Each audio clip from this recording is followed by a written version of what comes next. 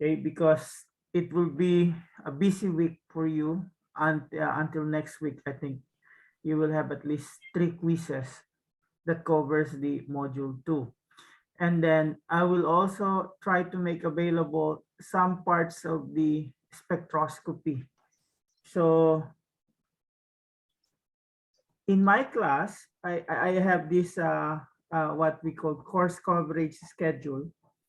So if we're going to look at this, we are a little bit behind. So we are October 19. So we just what we could start to cover these techniques. And then we're hoping at least later this week to start with the spectroscopic techniques. And I don't know if you know it, you have, I think, your anong tawag dun? Wellness break on November 1st, I think, on the week of November 1st. So I will try to make available all the videos, recorded videos for the spectroscopy starting next week para at least makover natin yung timeline na meron dito. Okay, because what we intend to do, we give you quizzes. So sa quizzes, para madali sa amin, it's all multiple choice. But there are some short calculations that is included in the quizzes.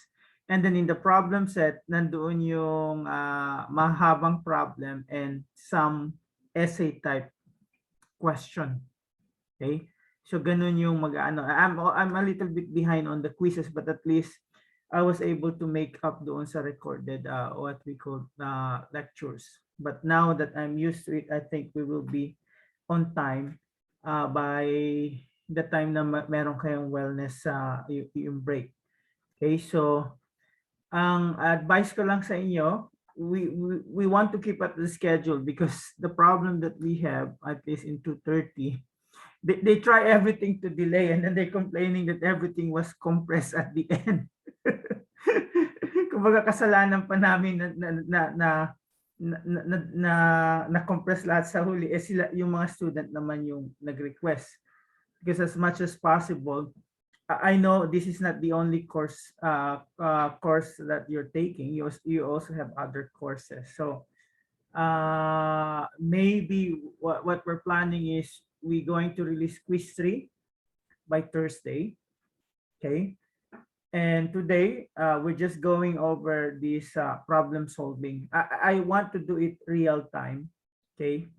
Yung concept kasi madali na lang anuhin yun yung i-record. But the problem solving, at least if there are some clarification that can be done, makukuha agad yung feedback. So yan yung mga schedule natin. If we need to meet on Thursday for more, we could say, consultation hours or clarification, we can always do that. Okay. So before I proceed with the problem solving, I want to share to you like a simulator that might be helpful to you to learn more about this chromatography. Simulator. So I've been using it in my undergrad courses here, and also the 230 course that I have. I'm teaching there in UP Los Baños. So share. So try to get the, although I can type this in the chat, yung tinatawag nating web page. Saan yung chat na?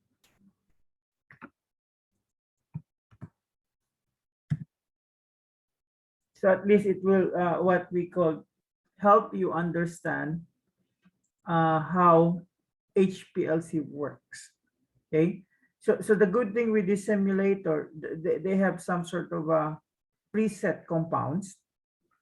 Okay, and all you need to do is choose the compound. So usually the best way to compare the compounds is one that has similar groups. Okay, and then you compare how the retention time with respect to one another. So let's say we have phenol, nitrobenzene, and then benzene. Okay, and then we could say toluene. So do you see the pics here? Now, if we're going to look at the simulator here, if we're going to change, let's say, the solvent. So we can make it water for solvent A, and then for B, it can be acetonitrile or methanol. So just changing the solvent, you will see that there are changes in the retention time. And if you're going to be asked the question here, we might ask question that included the use of the simulator, okay, in your problem set. So I want everyone to be familiar on this one, because the simple question that I can ask is, based on the given solvent, which is a better solvent in combination with water in separating this compound. So if I have acetonitrile here, so you could see, okay, the run finished by 8 minutes. And then if I use methanol, you could see the time that you have there is double. Okay, so these are, we could say, questions that will be asked based on the simulator's result or simulation's result. So if I ask you which is more practical, is it acetonitrile or methanol? Ano yung sagot nyo? So pag acetonitrile, ito yung run niya. Kapag methanol, ito yung run niya. So pag tinanong kayo, alin yung mas magandang solvent, ano yung magiging sagot nyo? Anyone?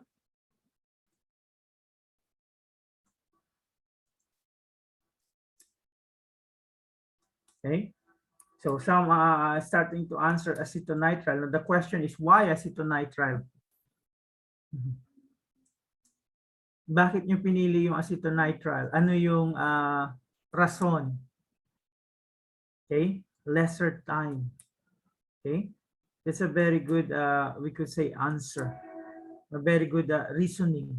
So lesser time, that means more samples to be covered. Now I can also change here, let's say, so this is isocratic. So when we're talking about isocratic, that means the composition of the solvent is the same all throughout. But if you could see, if I went to make it gradient, so an isocratic wherein 40% acetonitrile and 60% water, or I can move this, still isocratic, and see what happened. So is this better now than before? What can you say? Mas okay ba na yung isocratic is 60% acetonitrile compared sa 40% acetonitrile? Ano yung conclusion nyo doon? Or ano yung say nyo? So if I have an isocratic 60% solvent B or acetonitrile, this is how it looks like. Compare it if I have, let's say, 40%. Alin yung mas maganda? Because this is the same type of questions that we will be asked during your problem set and maybe even quiz. So that means access to this website is what we call needed. Okay, so between the two, I would say I would prefer the 60%, because as you could see, I finished the run in less than 2.4 minutes. The shorter the run, the better also the separation. So mas maganda yung thing. So you can play around with this one. So let's say if I want the gradient, okay. So in the gradient here, you're just going to change the composition that you have here, depending on the time. So I want you to be familiar with this simulator. So there are already what we call presets, other properties that you can get, the injector volume, the flow rate. So if you want the flow rate to be smaller, so you expect it to be a little bit longer. If you want it to be higher, then it will be faster. Okay, and also the temperature. So what happens if you increase the temperature? Okay, so you could see as the temperature is increased, the retention time becomes what? Shorter. Okay, so try to what we call get used to this simulator. So question so far. Kaya ba i-access yung simulator? So Elmer, will the simulator be open as they take the quiz? Yeah, I think I will allow that to happen. Okay. Mhm.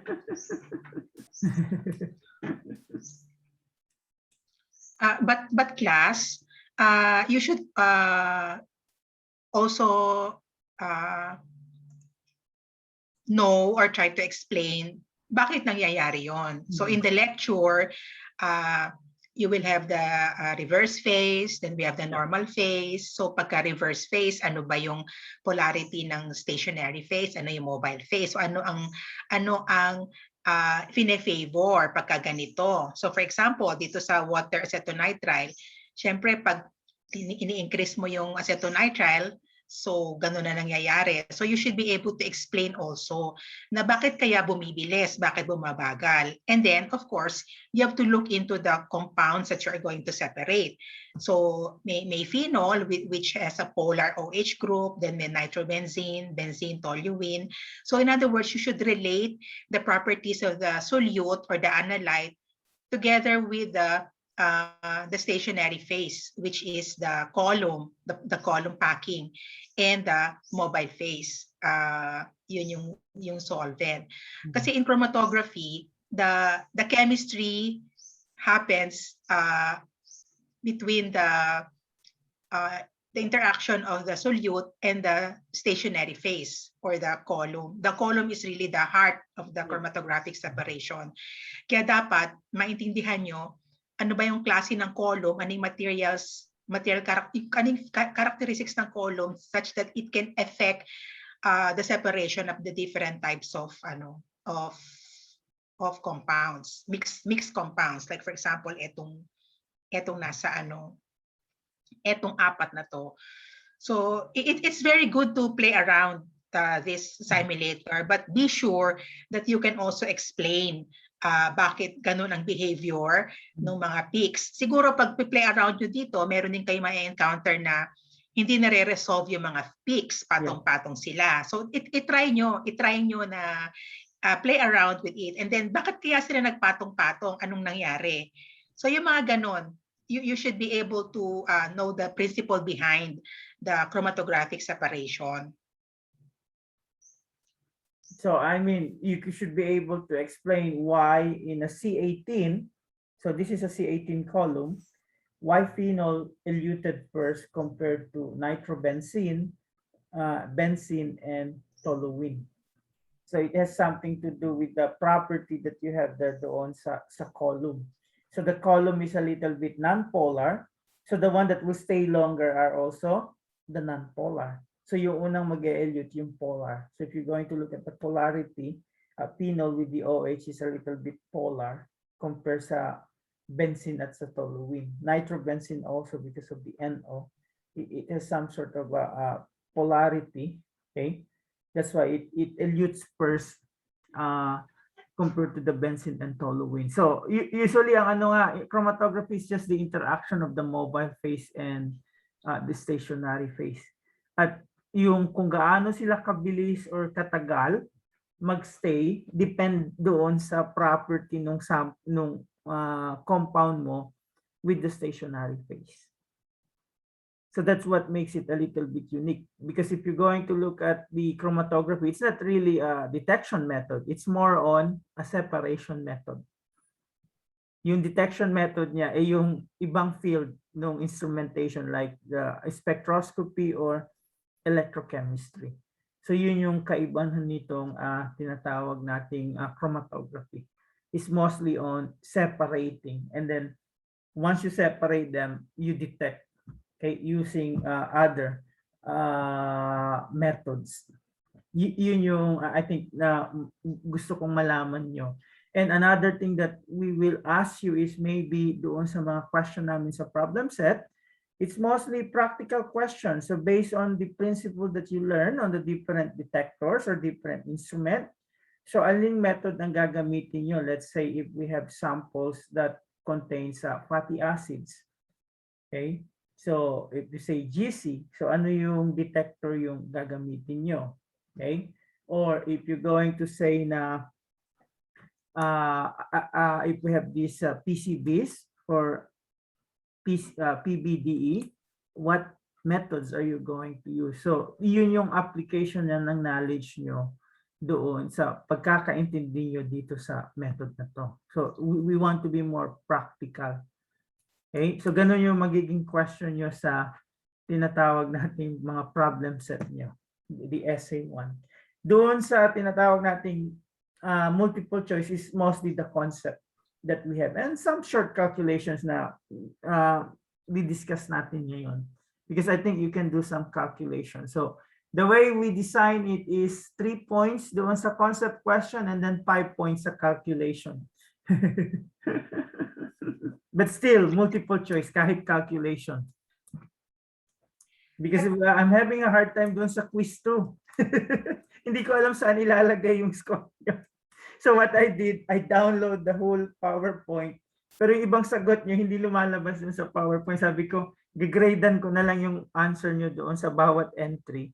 Tapos i-upload ko na lang yung score. Now, the quiz 1 score has been released. So I found out how to release it. So I think one student that has some problem, you should be able to get now the score of your quiz 1. Ang problema ko, pag nirelease ko yung quiz 2, baka hindi lahat yung score kasi yung iba doon yung essay type, I have to grade it and I don't know how to put it doon sa score. So ang ano nga, sabi ko one of this day, I need around 2 hours to look at each of your answers para consistent yung scoring doon sa essay question. So i-grade ko na lang siya doon sa Excel file ng lahat. And please, when you got the quiz this week, don't open it unless you are what we call ready to answer it. And also, please finish it doon sa deadline na sinet. Kasi I have one student, may isang student na hindi pa rin nakakakuha. Hindi ko alam anong gagawin kasi sabi ko, if I open it, baka mabura yung entry yung dati. That's why I told the students, just wait kasi valid naman yung reason niya. May bagyo kasi sa Cagayan area. So, I have no choice. Pero hindi ko pa rin nasisend uli yung second exam. So, ayaw ko kasi sabihin nyo na, ay, akala ko namin score nung quiz 2. Although the heading is quiz 3. Because the thing is, you have a unique number or code na sinisend sa'yo. So once na-open mo yun, okay, you have no choice but to answer it. Kasi ang mangyayari, maglilik na yung question and it's so hard to develop questions na multiple choice. Okay? Meron bang GC simulator? Kung may LC, may GC ba? Wala akong makita. Ito yung laging ginagamit ko. Ang meron na alam ko, yung pagdating natin sa IR, meron din sila mag-generate ng i-type nila or i-draw nila yung structure, lalabas yung corresponding spectrum. Spectra. Opo. Gusto ko din yun. Ang suswerte ng mga estudyante ngayon, grabe. Parang in a silver platter, eto na, samantalang panahon ko. Grabe, pahirapan talaga. Yung time namin, medyo ako kay ma'am, yung platter, tapos we measure it, the area, physically. Meron ng activity dito, sabi ko, ay, hindi ko na ito gawin, baka mahirapan kayo. They ask you to measure the peak area and the peak height manually. Kasi ganun yung ginagawa namin noon. Kinakalculate namin gaano kahaba yung width, gaano kataas yung height, tapos may formula kaming pina-follow.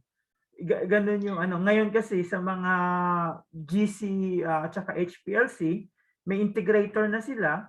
So when the results come out, it's up to you if you want to choose the peak height or the peak area. So lumalabas na agad doon. Pero kami noon, I know the HPLC there by Shimadzu, there's a plotter and then we have to print it and then set, i-measure na natin kung gaano kalaki yung peak area natin. So everything is easy for you. Nung panahon ko, kasi medyo matandang-matanda naman ako kaysa kay Sir Elmer, ang mga peaks kasi noon hindi ganitong kapapayat. So the peaks during our times are really triangles. And na-experience ko yung kinakat namin and wineway. Oh. So aside from calculating the area of the triangle, which is 1/2 base times height, we cut the paper and then weigh and relate the amount of the paper, the weight of the paper to the concentration of the analyte. So siguro 40 years ago, ganun yung mga style ng pag-aaral namin sa chromatography. But of course, with the advent of the technology, Yep. bilis na. So we have the integrator na magpo-process ng data. Actually, you can also input the weight of the sample and the dilution factor. Sila na siya na gagawa ng standard calibration curve, siya na din ang gagawa ng calculation. Kaya very convenient talaga yung ngayon. Which is very difficult naman sa mga sa edad namin kasi we do not know how to navigate and play around sa mga software, kasi actually software na kasi ang nagpapaandar. So before it's manual. We change the column, we try to adjust the flow rate by a knob or by a physical hardware. Pero ngayon you can command the LC just by typing in sa laptop, sa keyboard. You can set the flow rate, you can set the detector, you can set the composition of the mobile phase, kung gradient man, yung gradient program, all by manipulating in the keyboard. Pero nung panahon na 40 years ago, manual lahat. Manual ang ginagawa namin. Ayun, kaya swerte nga kayo, meron kayong LC simulator. Yeah, and also even the injector, it can be automated. Nung time ko, nung naglalab kami doon sa lab na kung saan naglab din si ma'am, I just what we call sequence all the input, and then pwede na akong umuwi. Sasabihan ko yung groupmate ko, if there's something went wrong during the run, text me. Ngayon, naka-software doon, pag may nagka-problema during the run, magse-send ng message sa iyo, okay? Yung software na nandoon kasi naka-interface sa internet. So, pwede mong malaman kung anong nangyayari. You don't need another person to tell you that something went wrong. So, ganun ka yung technology ngayon. Okay? Ang yung mode ng chromatography, very popular during the 50s and the 60s, the GC. Okay? And then later on, yung sa LC. So parang nag-change yung nila. So ngayon, basta ang requirement lang sa LC, if you can dissolve it in the liquid, then you're good. Doon kasi sa GC, it's not enough that you dissolve it in a solvent. Okay? Dapat may volatile din siya. Kasi minsan, yung solvent mo lang sa GC, hindi ka pwede mag-water-based doon. Sisirain yung column mo. So, between LC and GC, I think LC has more applications compared to GC. But, if you're going to look at the development of the chromatography, mas maganda talaga yung GC nung time na yun kaysa doon sa LC. And there are at least, if I'm not mistaken, 13 Nobel laureate that did chromatography. Okay, ganun sila in terms sa contribution. Okay? Isa nga doon yung sa MS, yung topic niya, let the elephant fly, yung paano niya yung ionization para maano. Kasi I think the advent of the MS is the one that revolutionized the LC. Okay? Doon yung lalong dumami yung paggamit ng LC because of the detector. Okay? So please what we call watch the video, and then I'm also going to give you the link doon sa chromatography experience ko that I presented doon sa 2:30. or if you're going to look at the channel kung saan ko pinost yun, you will see, because all the lectures that I have from other courses, both there in the Philippines or here in the US are in that what we call channel. Because as much as possible, I don't want to make it public, yung para mga estudyante ko lang yung nakakapanood noon. Okay? So, question before we start solving problem. Actually, natapos ko ng solving yung yung problem set, yung sa extraction. And ang gagaling nila, nakuha nila almost, many of them got perfect. Hindi ko alam kung nag-refer ba sila o they solve it by themselves. Kasi, but anyway, there are sample calculations. So, inisip ko, nag-solve talaga sila. And natutuwa ko kasi nakuha nyo yung konsepto of multiple extractions. At saka yung sa problem number 3, yun, yung sa may 1,4-dioxane ba yun? Nakuha din nila eh. Oh, that's good. Hindi ko pa nagalaw yung sa mga student ko eh. Basta ang hindi ko lang talaga nagagalaw yung nasa Google form kasi natatakot akong baka may mapindot ako doon na mawala eh. Kaya, pero pagka yung manual na ina-upload sa Google Classroom, na-download ko to check sa paper, ano ko naman, check ko naman. Ganun din ako eh, kasi ginagalaw ko lang yung pagkasama ko si Mark. Oo nga. Mahirap eh, baka kung anong mangyari. Sabi ko, baka mawala yung record. Mangyari yan, automatic 100 lahat. Oo nga. So questions so far before I selected some questions, problems, at saka yung ibang given doon sa materials natin. Okay?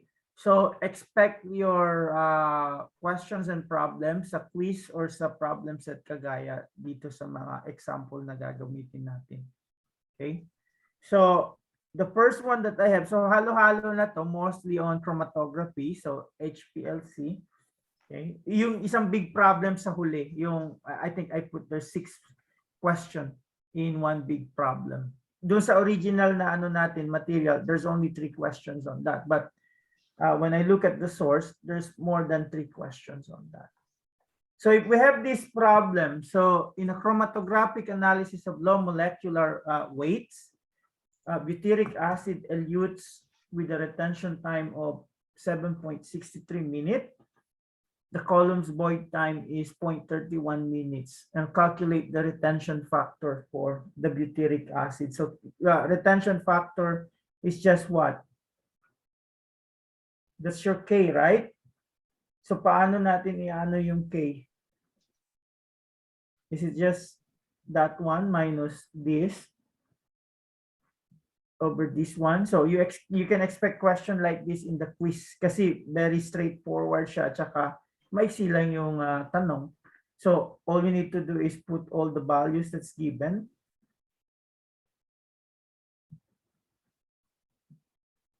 And then you can get the retention factor. So ano yung makukuha nyo?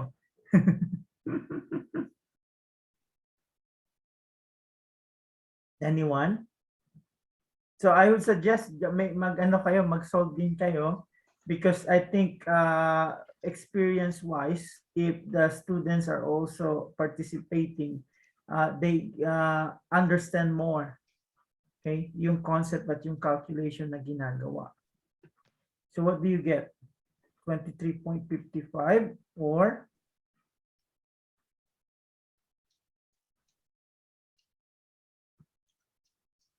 23.61. So iba-iba. So question. So may 5 points na kayo sa quiz. Pag ganito yung tanong.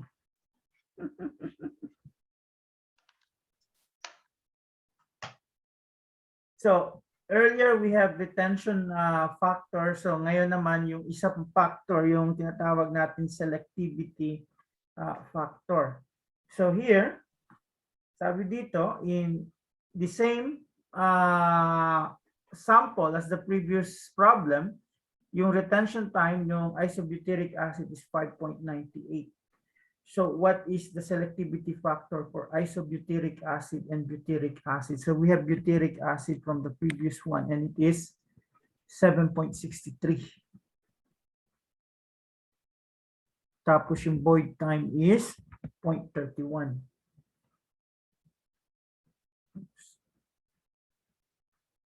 So if you're going to look at the selectivity factor, it's just what? K of B over K of A, right?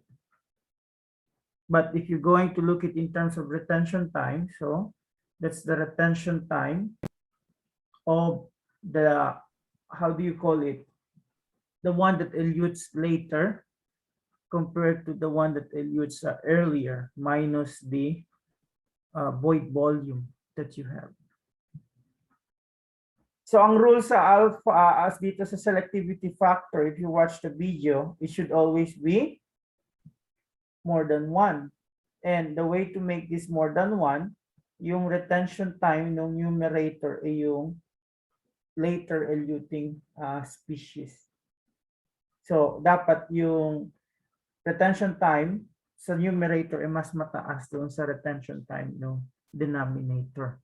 So if we're going to what we call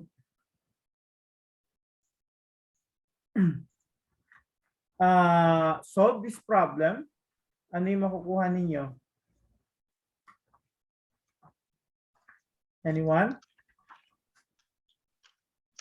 1.29 po.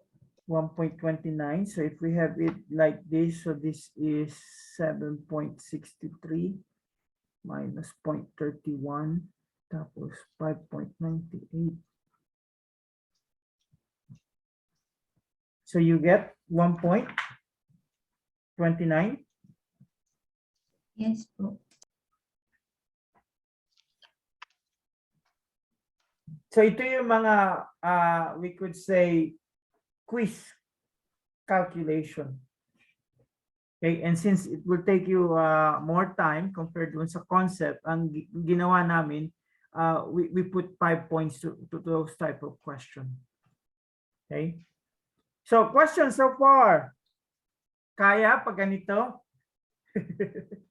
Baka lahat in the end lahat kayo A.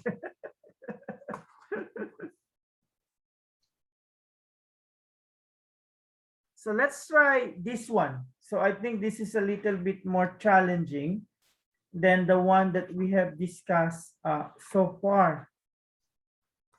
Okay, so you have here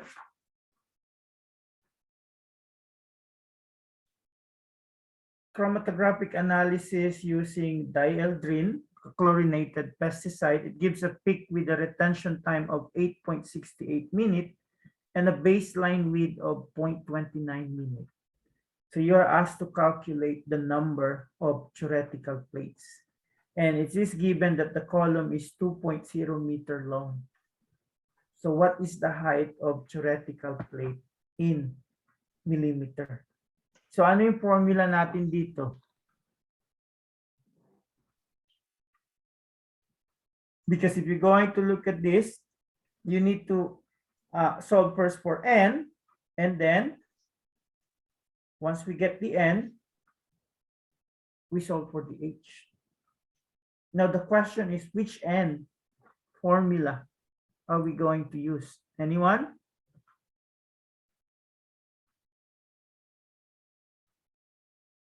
To those who have watched the video already,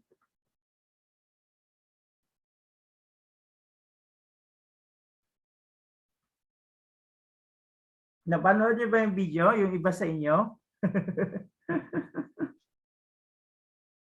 So there are several n there. So the n that we're going to use here is the one that has the 16, okay, times the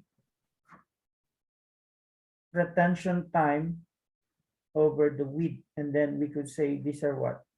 Raised to the 2. Why this one? Because the retention time is given and the baseline width. So all you need to do is replace those values. So you have your 8.68 minutes and then the width is 0.29, and then you get the square root of that. And that should give you the number of the plates. So ano yung nakukuha nyo?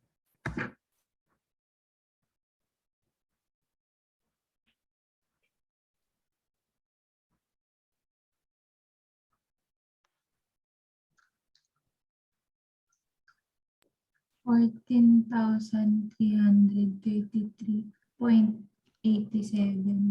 So around 14,300. If we're going to make it like three significant figure, 1, 2, 3, 4.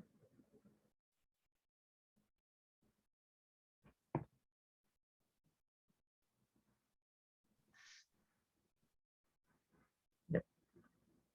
So if we want to express it in three significant figures, so around 14,300. Now, to solve for H, ano yung formula natin sa H with respect to N? Anyone?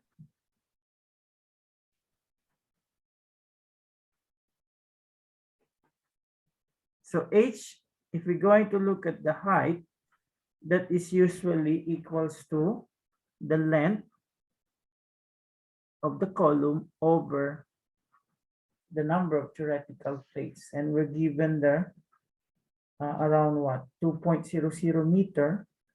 And all we need to do is divide it with the plates that we get. Okay. And then specifically, what does it ask? You need to express it in millimeter. So paano natin i-convert yung meters to millimeter? So you have to be very careful dito, lalo na pag multiple choice, and they ask you exactly for what we call a specific unit. Okay, so you may be right in doing this calculation, but since the answer is asking for millimeter, so you have to convert that to millimeter. So you have what, 1,000 millimeter per 1 meter. So that will give you around ano yung ano niya, height per theoretical plate. 0.14 po. 0.14 millimeter per plate.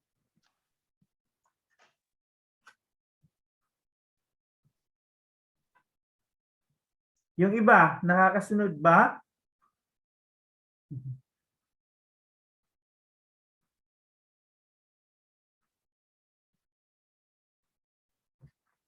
So siguro ang gawin nyo, i-list down nyo lahat ng equation or formula before you take the quiz.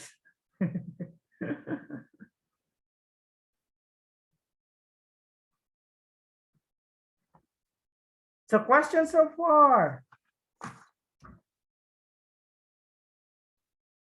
I think this is the one that is in our what we call material.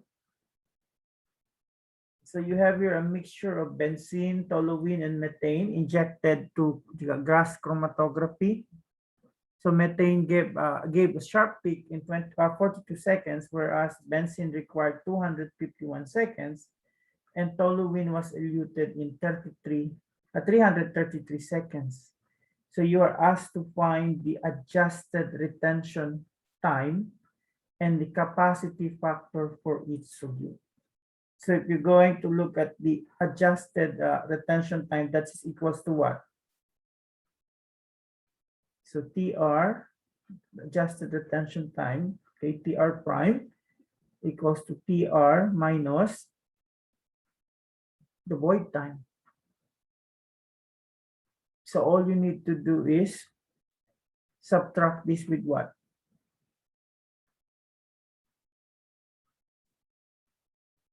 Ano yung void time nyo dito? So usually the first one that is being diluted. Okay. So the way I'm going to do it, I can go for the benzene. And then the toluene. So I have what? 333 or 251 minus 42. And the other one is 333 minus 42. So, ano yung adjusted retention time ng benzene? 209. 209 seconds. And the other one is 291 seconds. 291 seconds. So it's easy. Now, what about the next one? Maybe we could say the capacity factor. So that's just the retention factor. So this is just K equals to the retention time minus the dead time or void volume over the void volume. And all we need to do is this.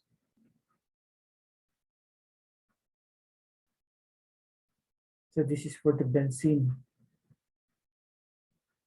And then we can also get the K for the toluene, which is the same as that one. So 333 minus 42 over 42.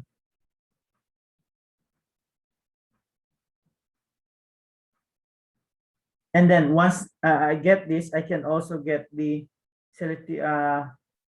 relative retention or the selectivity factor, which can be just the adjusted time of B, adjusted retention time over adjusted retention time of A. So what's the answer we get here for the retention time, what we call capacity factor? 4.98 po. So we could say 4.98. No, not that one. And the other one is, maybe this is around 5.0 na. And this one is, we nag-type 6.92.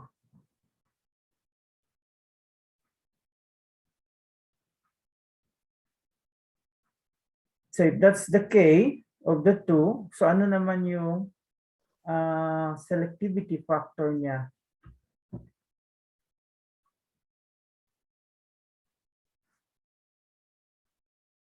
So we could just put 291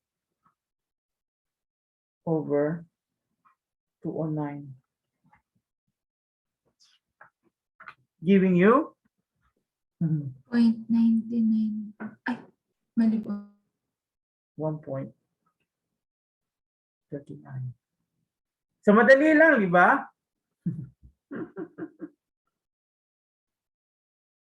So these are the pretty straightforward calculation. Ang super heavy dito yung last. Okay? So I just got this doon sa materials natin. Okay? And then pwedeng ito din, which is the same as the one that we have earlier. Okay? So you have a solute with the retention time of 407 seconds, and it has a width at the base of 13 seconds on a column that is 12.2 meters long. And then the way that you have, like the previous problem that we have, we just have to find N and then the height. And again, N is equals to the 16 retention time over width squared. So if we have the number here, so the 16 over times 407 over 13 squared. So ano yung nakukuha nyo?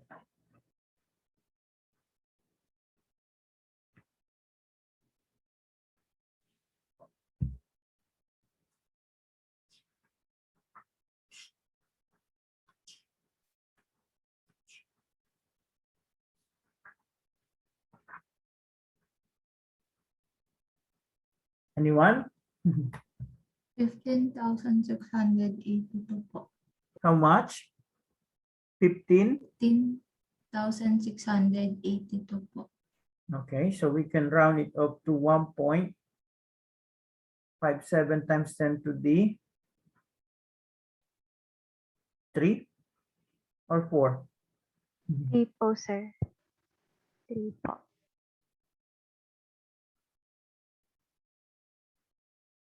Tama ba?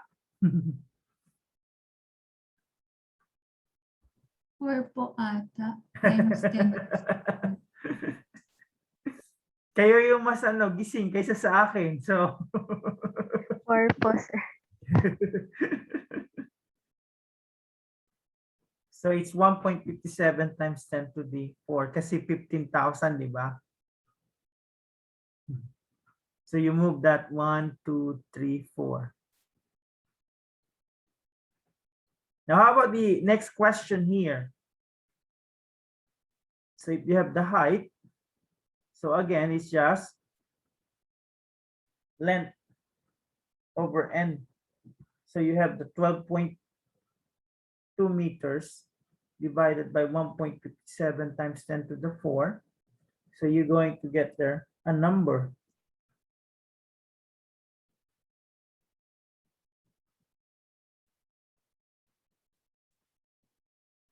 Exponent. So ano yung nakukuha ninyo? 7.78 times 10 raised to negative 4 po. How much? Teka, dito may mga nagka-type. So you have there 7.8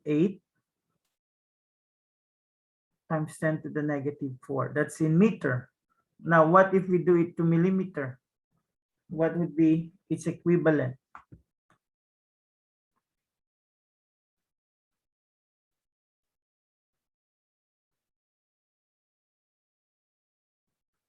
So we just multiply this with 1,000 over 1 meter.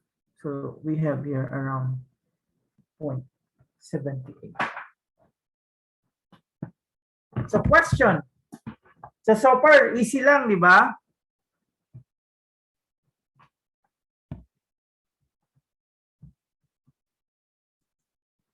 May tanong so far?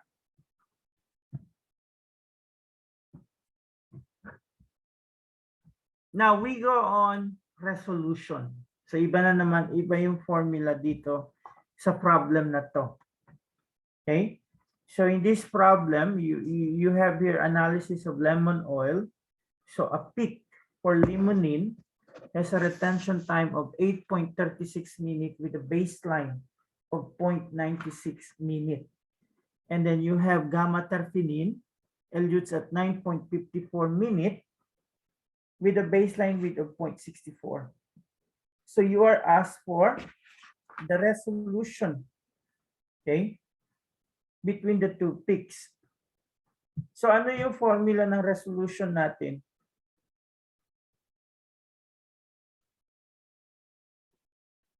It could be an RS or RAB, okay?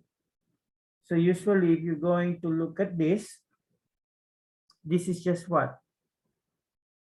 The retention time of B minus the retention time of A over 0.5 of WA plus WB. Or if we're going to simplify it, 2 times the difference of the two retention time over WA plus WB. So if we're going to look at this one, so I can put the 2 here, and what will I do? This minus this one over 0.96 plus 0.64. And what do you get?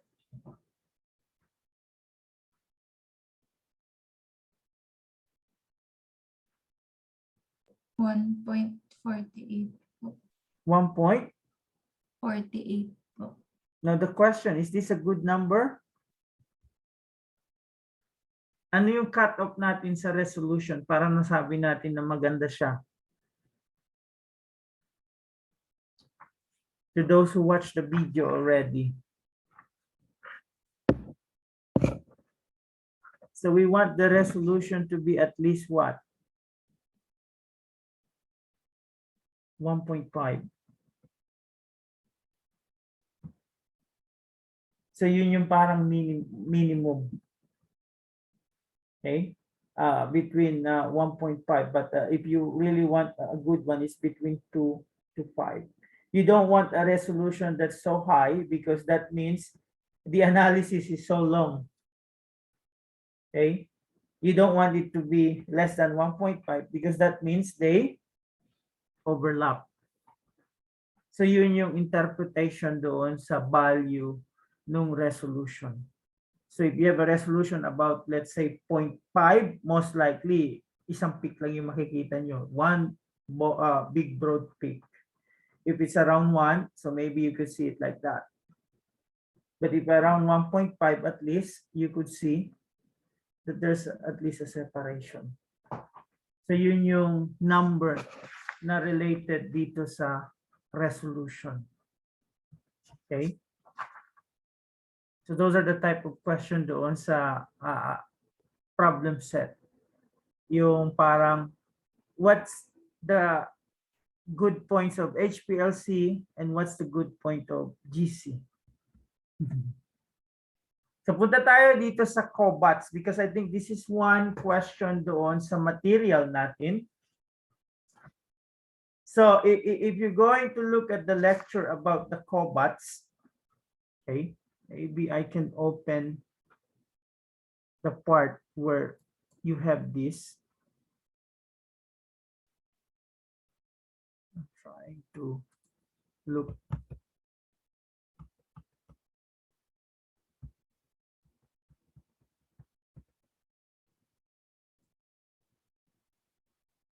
COBATs. So,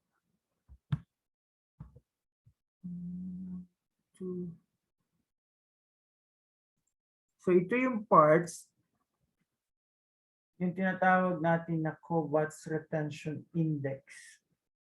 So yung formula dyan ito.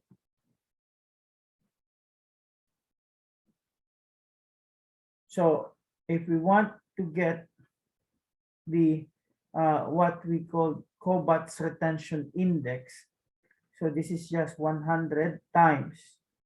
So the retention time, log retention time of the compound that we're looking for minus the log retention time, okay, of the carbon atoms in the smaller alkane divided by the log retention time of the number of atoms in the larger alkane minus the retention time of the smaller alkane. And then we add it, okay, with the IX. So yung IX, yun yung tinatawag nating 100 times the number of the carbon atoms in the normal alkanes. So if we have the problem, if I go back to the question that we have,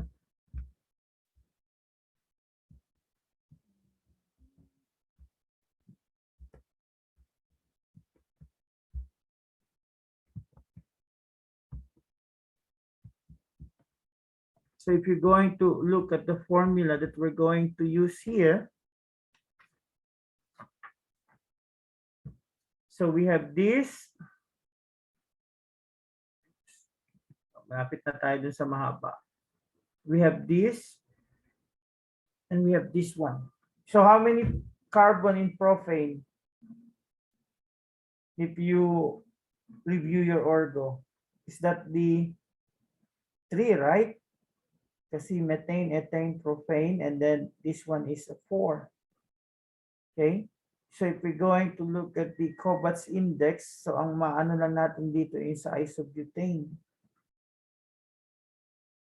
And we have the 100, and then we multiply it with the log Since we're looking for this one, so that's log 5.71.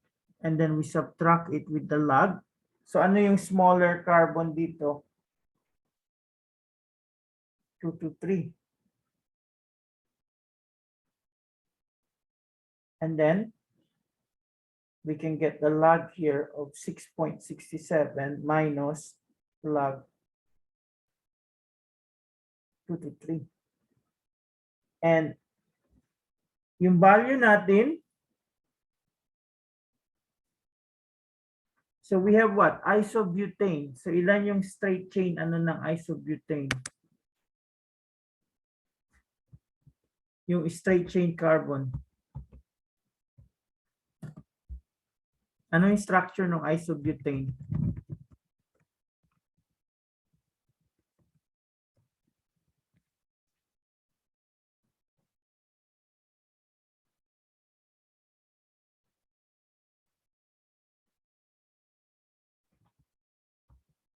So isobutane is just like that one, right? So ilan yung straight chain carbon niya? 3 po. Ilan? 3 po. Tatlo. Okay? So if we have 3, we multiply that with 100, that's the value that we have here. And then all we need to do is do the calculation.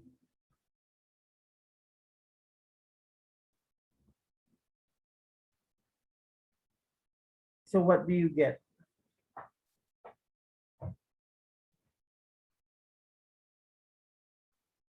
The calculation is simple, but just a little bit longer.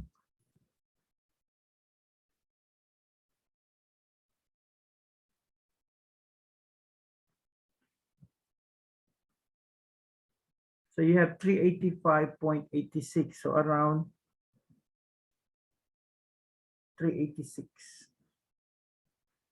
So yan yung tinatawag nating Kobat's retention index.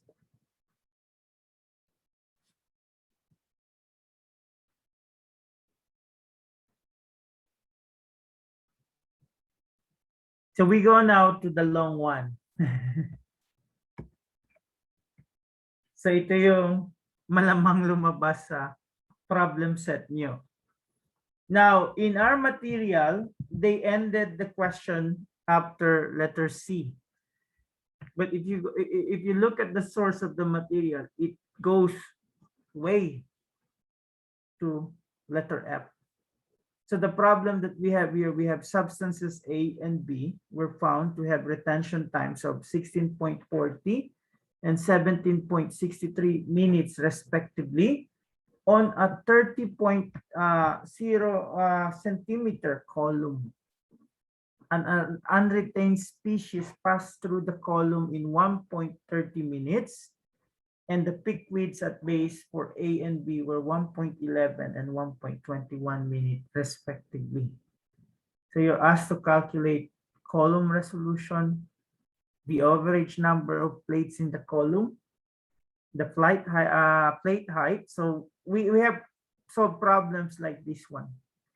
But the last 3 questions is a little bit medyo bago, hindi straightforward. Like you want to know the length of the column required to achieve a resolution of 1.5, the time required to elute substance B on the longer column, and the plate height required for a resolution of 1.5 on the original 30 centimeter column and in the original time. So what I did is I break them down in the next slides. So column resolution is what? It's just RS, okay, equals to, ano yung ginamit natin kanina? 2 times the difference in the retention time over WA plus WB. Okay, so we just use the value that we have here. So 2 times 17.63 minus 16.40. And then we divide it with yung width na meron sila, and that's 1.11 and 1.21.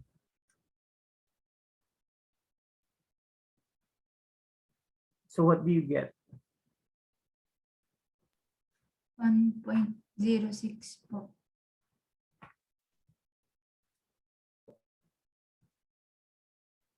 So you have 1.06.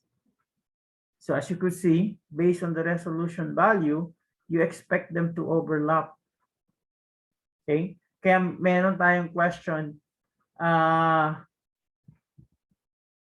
ano yung length ng column para at least yung resolution mo is 1.5.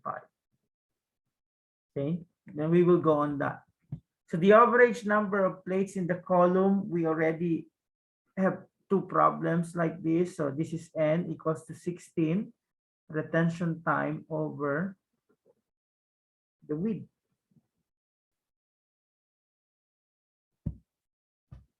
And I think dalawa yung value na makukuha natin dito, right? Because you're asked for the average number of plates. So we have one that is for the A and the other one for the B. So let's say this is the A. Oops. And this is the B. So all we need to do, okay, so A would be 16.40 over 1.11.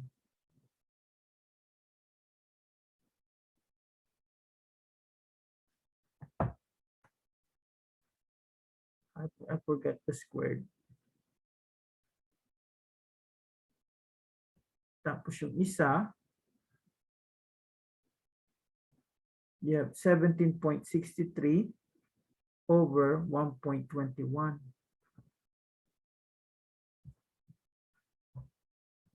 So ano yung number of plates?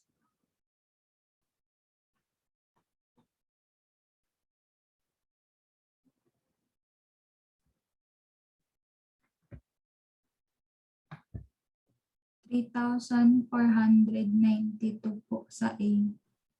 So this is 3.49 times 10 to the 3. 3. Oh,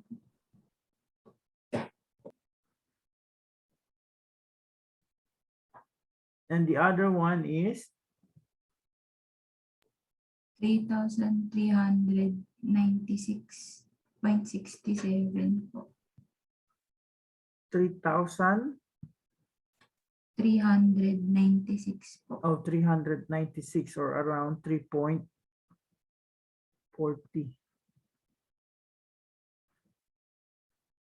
So point to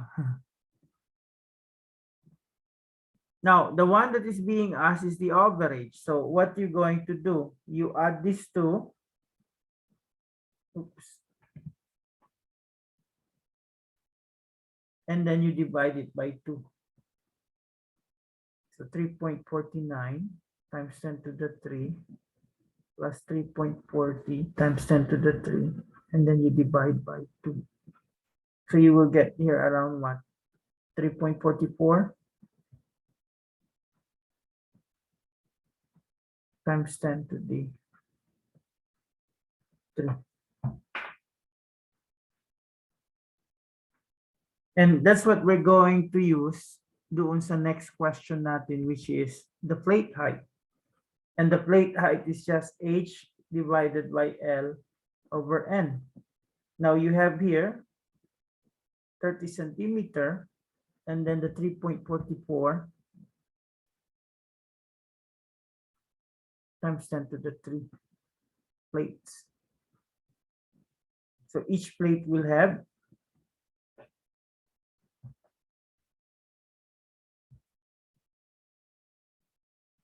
centimeter to 8.71 times 10 to the negative 3. So madali pa, no? Ito yung challenging ngayon.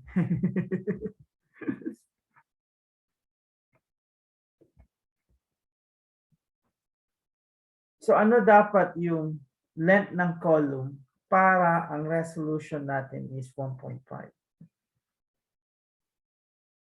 So usually they said one way to make separation better is you're going to use a longer column. Ang ginagawa namin dun sa lab, gumagamit kami ng dalawang column. Ini-extend yung inaano namin side by side. But the disadvantage there, if you have a longer column, it will take also longer time in analysis. Pero maganda yung separation. Kaya nga yung resolution, hindi ibig sabihin the higher the number, the better. Okay? Pag higher yung number ng resolution, ang ibig sabihin doon, matagal na rin yung analysis mo, the longer the analysis. So you just have, I think the literature would put between 2 and 5 resolution. Yun yung parang optimized condition. Over than that, it's not practical anymore. So anong gagawin natin dito?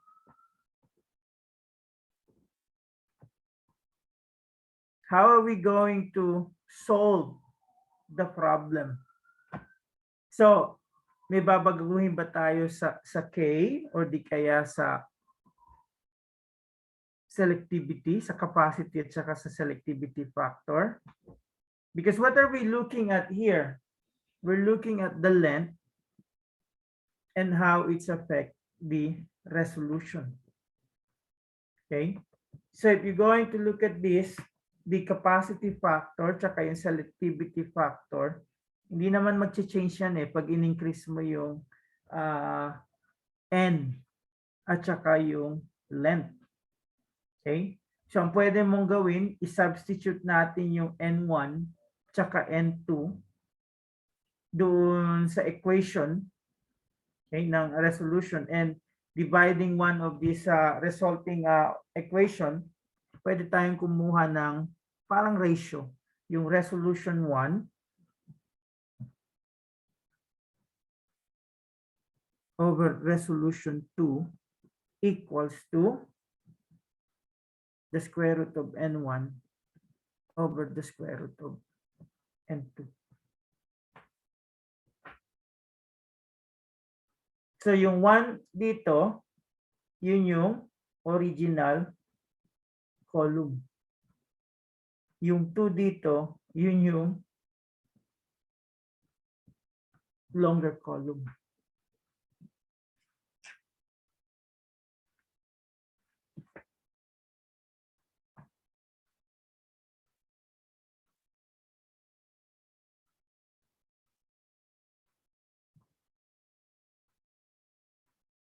So you might ask yourself, saan nakuha itong relationship na to?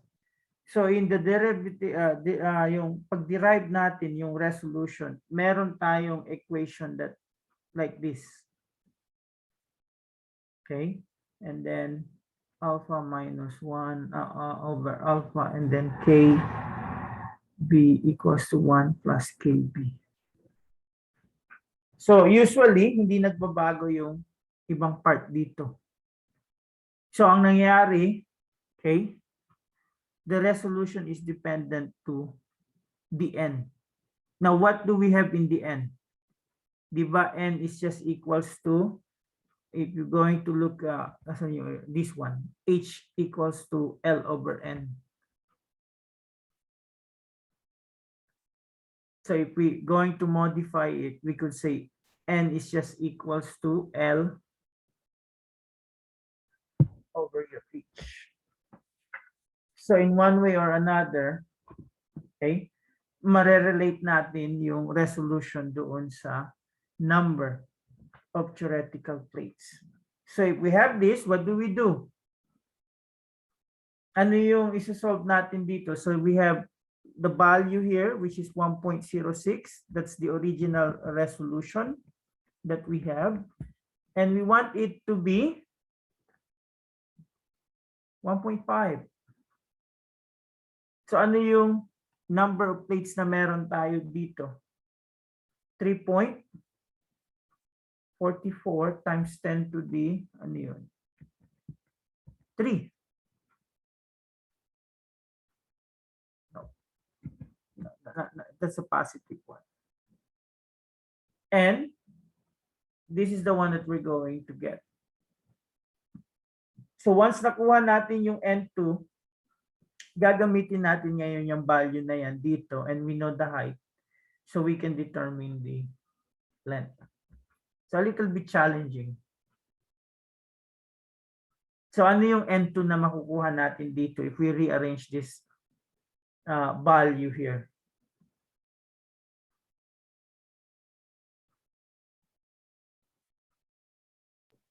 $6,898 po.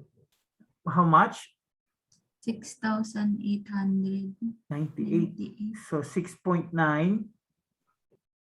times 10 to the, is that 3? 3 po. Oh, Okay. So this is your N2. But the one that's being asked is the column. So i-rearrange natin ngayon ito. So the length is equals to what? N times the H. So yung N natin ngayon, ito na yung 6.9 times 10 to the 3. And the H that we have is the previous H, right? Is that the 8.7 times 10 to the negative 3?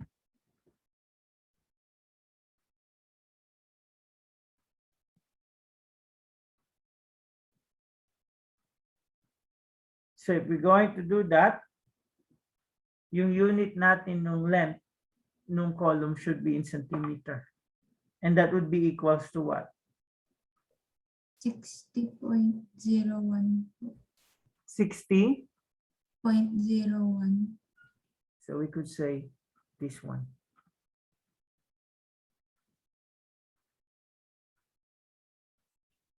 So tanong.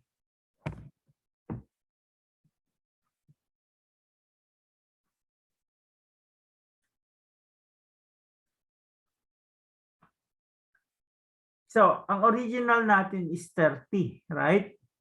And it generates us a resolution of 1.06. So pag dinoble mo yung length, okay, it will give us the 1.5 resolution. Yun yung optimum na makukuha natin. So question?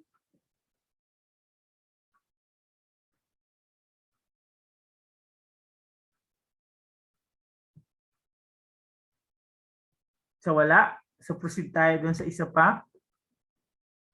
So ito naman, time required to elute substance B on the longer column. Now, we use the 60 centimeter column. So ano ngayon yung retention time ng substance B mo? So definitely, ano mangyayari? Will it be shorter or longer than the original retention time? So since mahaba yung column, mahaba yung dadaanan ng sample, so mag-i-stay siya longer. Yun yung explanation doon. So pag nag-stay siya longer doon sa column, yung retention time niya mahaba din. Okay?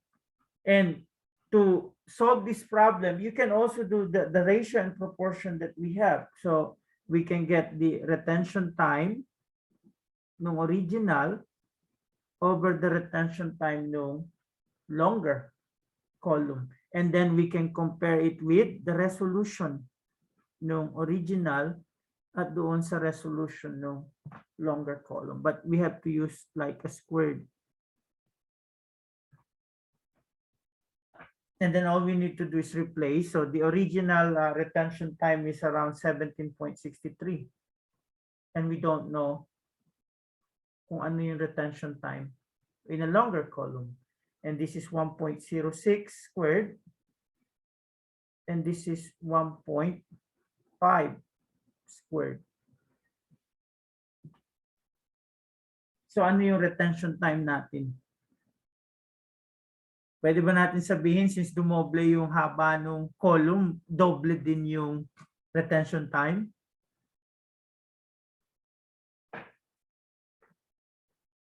Pwede. So I think the simplicity is parang times 2 mo lang yung ano dito.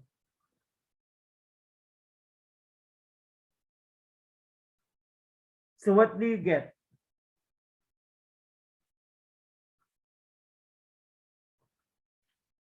.30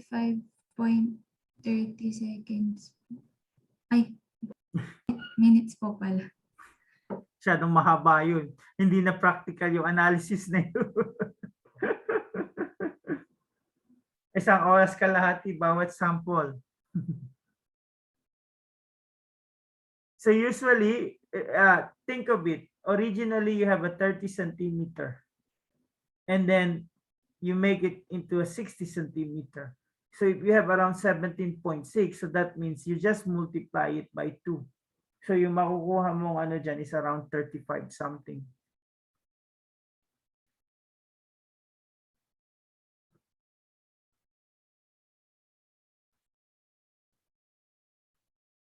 Kasi kung dumoble yung column length mo, so dumoble din yung tagal nung sample mo doon sa column. So yung retention time niya mostly double din siya. Okay? Nakita niyo yung ano, yung practical aspect, yung okay, dumoble yung haba, so dumoble din yung tagal ng stay ng sample mo.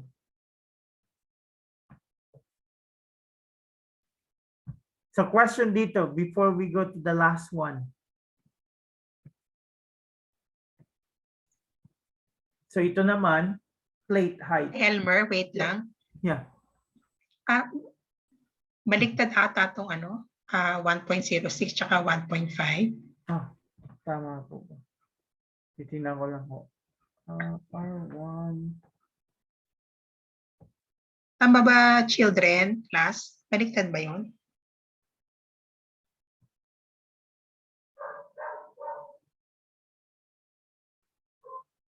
Ito ho yung...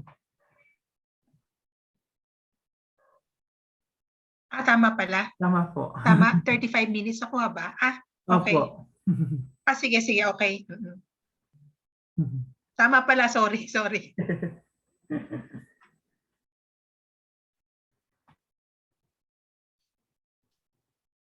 So yung last natin, so instead yung ibang inano natin, ngayon naman yung plate height. So what is the plate height for a resolution of 1.5 on the original 30 centimeter column and in the original time? So what does this mean? Okay? Ano yung epekto sa plate height kapag yung 30 centimeter column natin may resolution na 1.5? So what do you think will happen doon sa plate height? So originally, what do we have doon sa plate height? It's an 8 point something, right? So practical aspect, ano sa tingin nyo mangyayari? Dodoble or kalahati ng 8.7?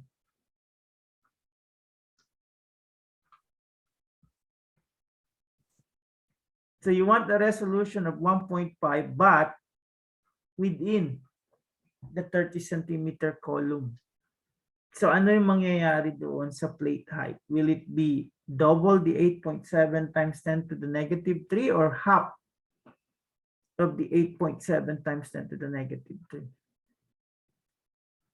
Okay, so if we're going to look at it, so ang plate height kasi is parang yun yung dinadaanan nung sample when they do the separation. Okay. And from this aspect, maybe ang mangyayari dito i-apply din natin yung meron tayo initially, yung TRB.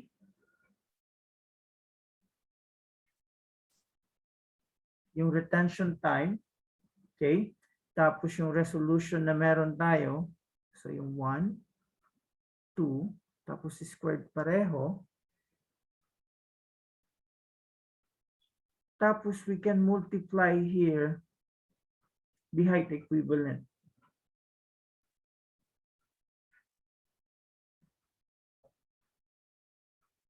So we can cancel this out.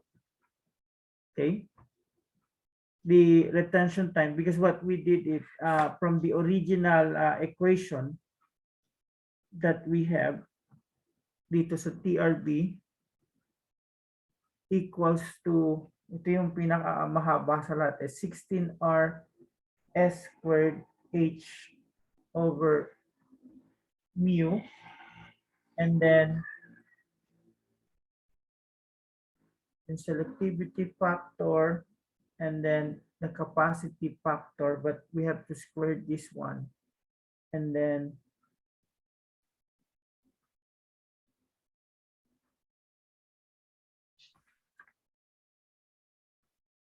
so ang mangyayari is parang sinubstitute natin yung H1 and H2 dito sa equation, and you divide one of the resulting equations by the second.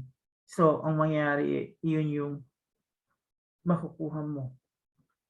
And if we have that, we can now put H2 equals to RS1 squared times H1 over RS2 squared. And what is H1? Yun yung 8.7, di ba? 8.7 times 10 to the negative 3 centimeter over yung resolution natin, which is 1.06 squared and 1.5 squared. So ano yung H natin?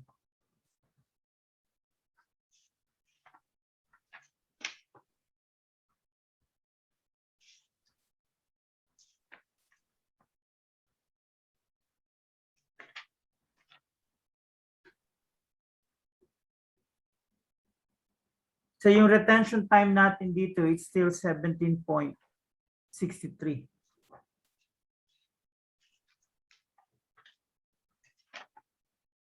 Ang pinagkaiba lang ay yung resolution. So instead of 1.06, we have a 1.5 resolution. So ang mangyayari kasi, the shorter the plate height, the more plates that you have. And usually the more plates that you have, the better is the separation. So ano nakukuha nyo? Kalahati or doble? Okay, usually kalahati, di ba? Around 4.3.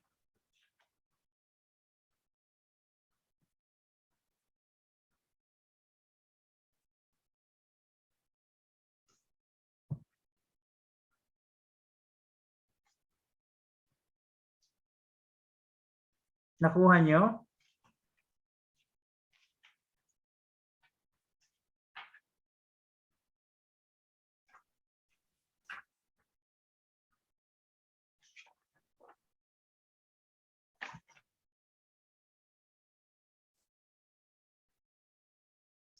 Class, nakuha nyo?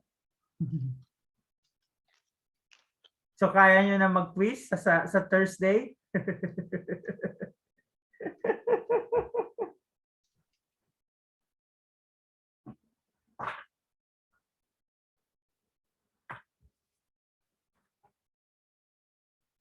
Sa tanong, ito lang yung meron tayo for today.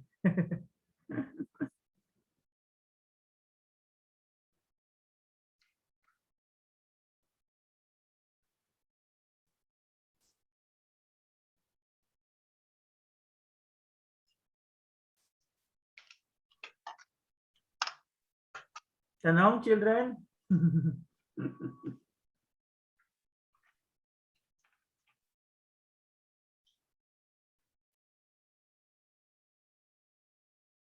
May tanong?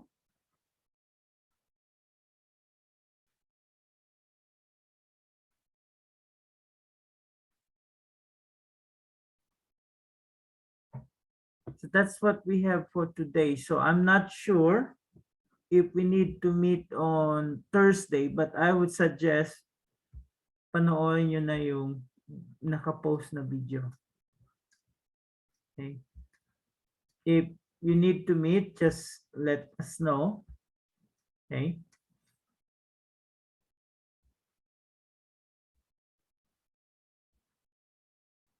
But before your wellness break, we want to put out the quizzes and the problem set.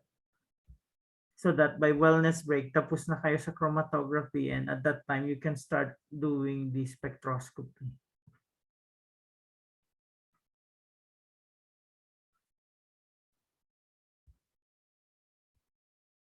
Question?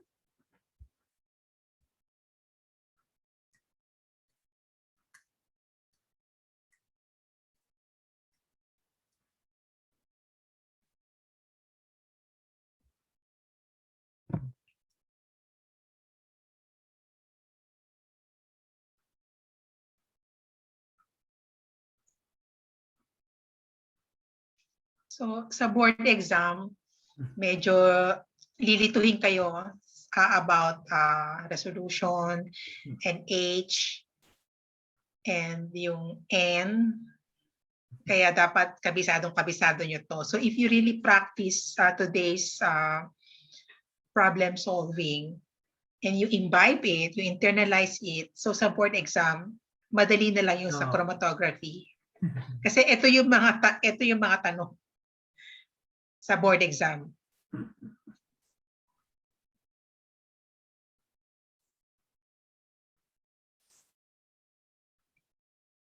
So may tanong?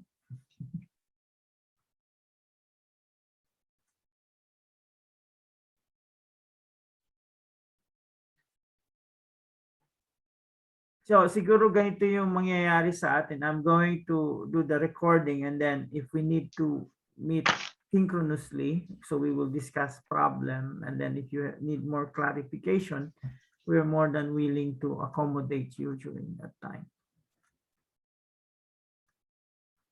And ang advice ko pala dun sa section ni Mamigo, can you do a Facebook group? I have it in my section.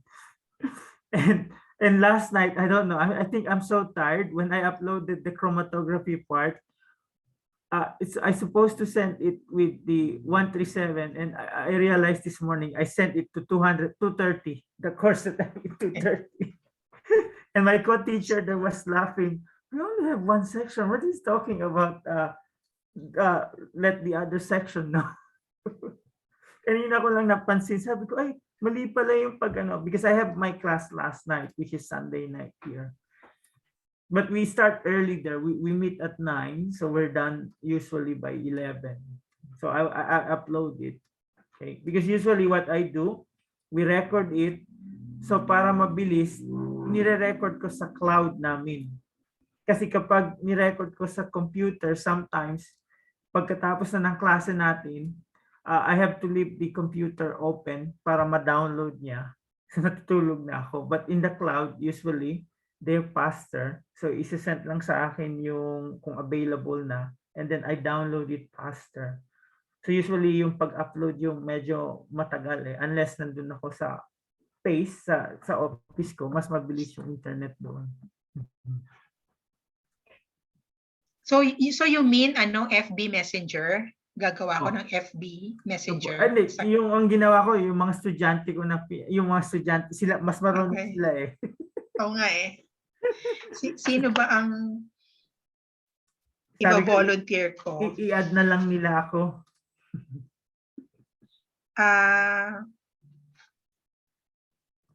Sino pa magvo-volunteer sa section V1?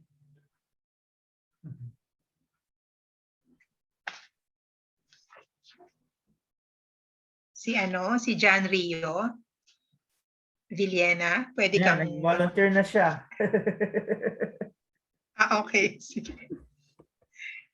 So you need the names of the classmates, ganun ba, John? Kilala mo na lang. Or isa-send ko sa'yo, or kakilala mo sila, pero madami kasi yung section ko 24. Sige. So isa-send ko sa'yo, dyan yung name, pangalan ng mga classmates. And then you, create the FB Messenger. And then let's add Sir Elmer. Because sometimes, kung i-message ko kayo, the email account that I use is not even my real email account. Hindi ka pa ano, Nagbigay ho sa akin si Ami na mag-email doon sa ITC. Tapos nag-reply yung ITC, hinihingi yung appointment papers ko. So pinaward ko okay. sa HRDO. Yung email account na ginagamit ko, usually may security code siya. So from time to time, wala yung cellphone ko beside me. So parang it takes time bago ako mag-message. Okay. So ano, hindi ka pa nakakapag-coordinate sa sa IT group. Meron po ako sa AECD. Okay. Part po ako doon. Kasi sa 2:30 po meron din kaming gano'n. Okay. Pero at least sa 2:30 ilan lang kayo? Opo, 7 lang yung estudyante. Oo. So, 9 Oo. lang po kami. Okay. So at least I can send message sa Facebook that I sent the quiz. Don't open it if you don't going to take it. If you are not ready. Yeah. Kasi minsan pag nag-email kayo, sabi ko nga paano pag nag-email yung isang student na nagsabi na open na niya, hindi ko nabasa. So, Oo. kung hindi niya tinuloy yung sayang yung 2 hours.